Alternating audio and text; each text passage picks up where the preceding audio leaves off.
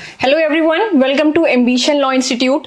तो आज की जो वीडियो है उसमें हम एक बहुत ही इंपॉर्टेंट टॉपिक से डील करने वाले हैं। रेगुलर बेल, एंटिसिपेटरी बेल और इंटरिम बेल में डिफरेंस क्या होता है। तो देखो, सबसे पहले तो बेल का क्या मतलब होता है। बेल अगर मैं सिंपल लैंग्वेज में बोलूं तो एक तरीके का एक रिटन एग्रीमेंट होता है कोर्ट और अक्यूज्ड के बीच में, जिसमें कोर्ट कुछ कंडीशंस इंपोज करती है अक्यूज्ड पे और अक्यूज्ड इन रिटर्न प्रॉमिस करता है कि कोर्ट की सारी कंडीशंस को फॉलो करेगा और कोर्ट की सारी डायरेक्शंस है उन सभी को मानेगा। उसी को हम कहते हैं बेल। तो देखो, एक तरीके से जब भी किसी व्यक्ति को गिरफ्तार कर लिया जाता है तो भाई जेल में उसको जब तक उसका ट्रायल खत्म नहीं हो जाता उसको तब तक तो नहीं रख सकते।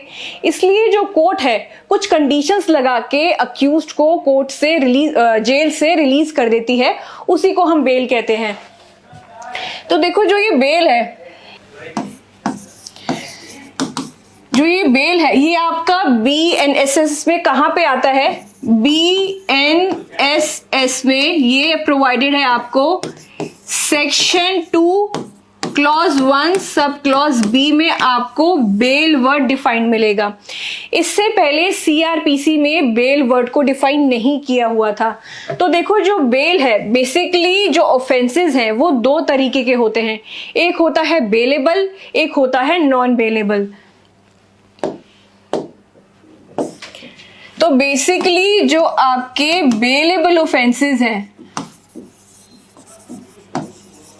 वो क्या है, लेस सीरियस है, कम सीरियस तरीके के ऑफेंस होते हैं। जैसे आपका असॉल्ट हो गया, डिफेमेशन हो गया, तो ये लेस सीरियस होते हैं और इसके अंदर बेल इज अ राइट, मतलब आपको बेल मिलनी ही मिलनी है।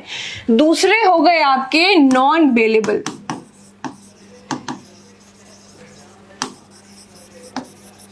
अब ये जो ऑफेंसेस होते हैं ये बड़े सीरियस तरीके के होते हैं। जैसे आपका रेप हो गया, मर्डर हो गया, बड़े सीरियस ऑफेंस है। तो यहाँ पे जो बेल है as a matter of right आपको नहीं मिलता। कोर्ट की डिस्क्रिशन पे डिपेंड करता है कि वो नॉन बेलेबल ऑफेंसेस में बेल ग्रांट करेगी या नहीं करेगी। क्योंकि देखिए, बड़े सारे डर होते हैं, कहीं बाहर निकल के ये भाग ना जाए, देश छोड़ के ना भाग जाए, या जो एविडेंस है उसको टेम्पर ना करे, या विटनेसेस को डराए नहीं, धमकाए नहीं। तो ये बहुत सारे रीजंस होते हैं। तो कोर्ट की अल्टीमेटली डिस्क्रिशन पे डिपेंड करता है कि नॉन बेलेबल ऑफेंस में वो बेल ग्रांट करेंगे या नहीं ग्रांट करेंगे। तो देखो, जो ये बेल है, ये बेल का कॉन्सेप्ट इसलिए आया गया था क्योंकि हमारा जो आर्टिकल 21 है वो क्या बात करता है, right to life and personal liberty. और इसी लिबर्टी को प्रिजर्व करने के लिए बेल का जो मैकेनिज्म है वो आया है। क्योंकि देखिए, पता नहीं ट्रायल कब तक चलेगा, कितना लंबा चलेगा, तो तब तक तो हम अक्यूज को जेल में नहीं रख सकते क्योंकि उसकी फ्रीडम वायलेट होगी। ये आर्टिकल 21 के भी अगेंस्ट है। तो इसीलिए ये बेल का कॉन्सेप्ट है। तो आज हम जो ये डिफरेंस है, इन तीनों में जो डिफरेंस है वो डिफरेंस देखेंगे कि रेगुलर बेल, एंटिसिपेटरी बेल और इंटरिम बेल में क्या डिफरेंस होता है। तो ये बेल कब ग्रांट करी जाती है, रेगुलर बेल कब मिलती है हमको। It is granted after arrest and has been taken into custody for a criminal offense। तो जब भी आप कोई क्रिमिनल ऑफेंस करते हैं तो आपको कस्टडी में ले लेते हैं, आपको अरेस्ट कर लेते हैं। तो बेसिकली जब भी देखो, ऐसे है कि जब भी FIR होती है, एक प्रोसीजर ये समझो कि FIR होती है, उसके बाद पुलिस इन्वेस्टिगेट करती है ना। इन्वेस्टिगेशन के बाद फिर इंक्वायरी आ जाती है कि भाई इंक्वायरी चलेगी, उसके बाद आपका ट्रायल शुरू हो जाए। तो पता नहीं ट्रायल कितने सालों में खत्म होगा, कब तक खत्म होगा। तो तब तक तो अक्यूज को जेल में नहीं रख सकते ना, उसका राइट है, उसका जो आर्टिकल 21 के अंडर जो राइट है वो कर्टेल हो जाएगा। तो बेसिकली इसलिए बेल का प्रोविजन बहुत जरूरी है। अब एंटिसिपेटरी बेल की बात करें तो it is granted before arrest. इसको अरेस्ट होने से पहले, देखिए, अगर किसी व्यक्ति को ऐसा लगता है कि उसने कोई नॉन बेलेबल ऑफेंस किया है और वो अरेस्ट किया जा सकता है, तो वो एंटिसिपेटरी बेल के लिए अप्लाई कर सकता है। बेसिकली अरेस्ट होने से पहले वो बेल के लिए अप्लाई कर सकता है, उसी को बोलते हैं एंटिसिपेटरी बेल। एंटिसिपेट करना, ये एक्सपेक्ट करना कि शायद मैं ना अरेस्ट हो सकता हूं। और किसमें, जो एंटिसिपेटरी बेल है वो सिर्फ आपकी नॉन बेलेबल ऑफेंस के लिए अप्लाई होगा। तो जब भी किसी अक्यूज को लगता है कि भाई मैंने कोई ऐसा नॉन बेलेबल ऑफेंस किया है और मैं अरेस्ट हो सकता हूं, तो वो एंटीसिपेटरी बेल के लिए अप्लाई कर सकता है। So it is granted before arrest. उसका अरेस्ट अभी हुआ नहीं है, अरेस्ट होने से पहले एंटीसिपेटरी बेल के लिए अप्लाई करता है, तो इसको प्री अरेस्ट बेल भी बोलते हैं। अब आ गया आपका interim bail. There is no statutory provision for granting interim bail under the BNSS। तो बेसिकली कोई प्रोविजन नहीं है, कहीं भी डिफाइन नहीं है कि इंटरिम बेल क्या होता है। अगर आप CRPC देखेंगे जो पुराना हमारा लॉ था, और अगर आप नया BNSS देखेंगे तो वहां पे कोई प्रोविजन नहीं है इंटरिम बेल के बारे में। When proceedings of the regular bail और anticipatory bail are not concluded. तो देखो, जब भी एंटीसिपेटरी बेल या रेगुलर बेल की एप्लीकेशन लगा रखी है और उसको अभी डिसाइड होने में टाइम है, तो कोर्ट क्या करती है, इंटरिम बेल ग्रांट कर देती है, थोड़े टाइम के लिए बेल ग्रांट कर देती है, जब तक आपकी रेगुलर बेल और एंटीसिपेटरी बेल डिसाइड नहीं हो जाती। सो when proceedings of the regular bail और anticipatory bail are not concluded, मतलब डिसाइड नहीं हुई है अभी, the court may grant temporary bail for the time period until the said proceedings are concluded। तो बेसिकली जब तक ये एप्लीकेशंस आपकी डिसाइड नहीं होती, तो कोर्ट के पास पावर होती है कि वो आपको इंटरिम बेल दे दे तब तक। तो बेसिकली इंटरिम हो गया प्रोविजनल बेल।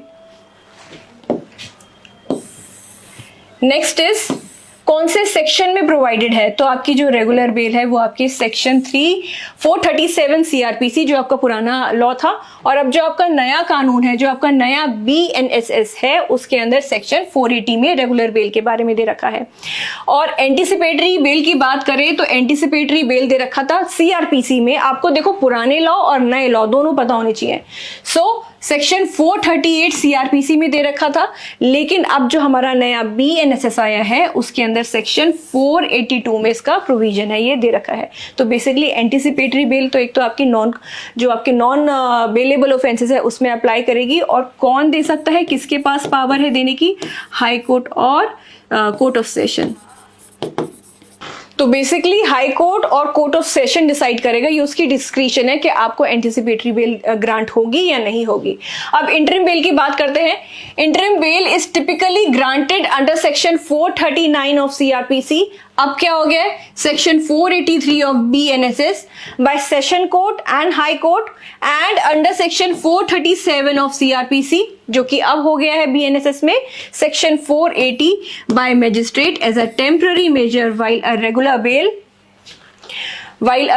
बेल और anticipatory bail application is pending. तो देखो, सिंपल सा फंडा ये है कि जब तक रेगुलर बेल और अगर एंटीसिपेटरी बेल अभी एप्लीकेशन पेंडिंग है तो कोर्ट ग्रांट कर सकता है इंटरिम बेल, थोड़े टाइम के लिए ग्रांट कर सकता है।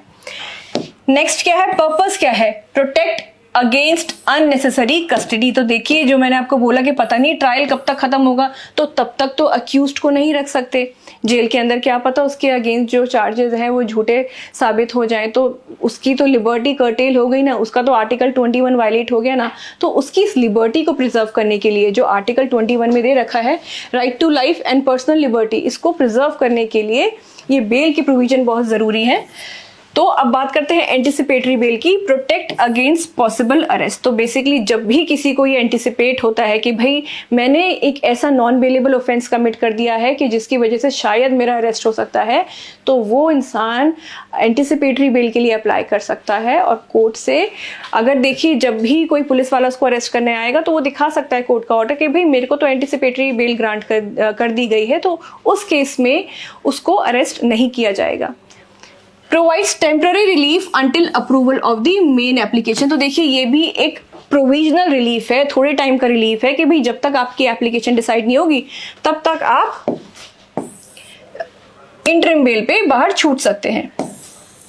अब नेक्स्ट क्या है, ड्यूरेशन क्या है, कितने टाइम तक रहता है ये। तो बेसिकली जो आपका रेगुलर बेल है, regular bail once granted continues throughout the trial. तो जब तक ट्रायल चलेगा तब तक ये कॉन्टिन्यू करेगा regular bell until conviction. Conviction क्या, अगर आपने जो क्राइम किया है अगर ये प्रूफ हो जाए तो आप, मतलब अगर आप कन्विक्ट हो जाते हैं तब तक, या फिर एक्विटल मतलब अगर आपको छोड़ दिया गया है, आपके अगेंस्ट जो चार्जेस हैं वो प्रूव नहीं हुए हैं, आप इनोसेंट प्रूव हो गए हो, तो आपको एक्विट कर दिया जाएगा, या फिर कैंसलेशन बाय द कोर्ट। दूसरा anticipatory bail. Anticipatory bail once granted continues until cancellation by the court. तो देखो एंटिसिपेटरी बेल कब तक कंटिन्यू करेगी, जब तक कोर्ट उसको कैंसिल नहीं करेगा वो तब तक कंटिन्यू करेगी।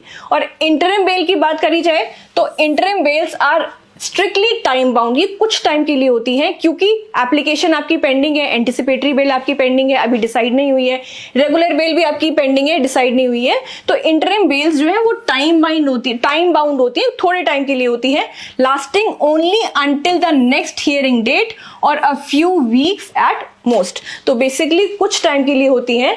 तो बेसिकली ये एक डिफरेंस है इंटरिम बेल, एंटिसिपेटरी बेल और रेगुलर बेल में। ये एग्जामिनेशन पॉइंट ऑफ व्यू से इंपॉर्टेंट है और आ भी चुकी है। एक और इंपॉर्टेंट बात, जो एंटिसिपेटरी बेल है ना, ये आपका SC ST जो एक्ट है उस पर अप्लाई नहीं करता। ये एक इंपॉर्टेंट क्वेश्चन है, एग्जाम में भी पूछा गया था कि जो शेड्यूल कास्ट और शेड्यूल ट्राइब एक्ट बना हुआ है 1989, क्या उस पर ये एंटिसिपेटरी बेल अप्लाई करता है? तो उस पर नहीं करता है। एंटिसिपेटरी बेल आपके जो इकोनॉमिक ऑफेंसेज है, जो हीनियस ऑफेंसेज है, जो SC ST एक्ट है उस पे एंटिसिपेटरी बेल नहीं अप्लाई करता।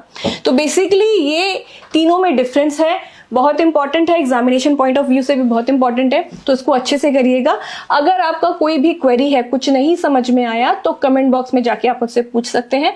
And thank you so much for watching this video.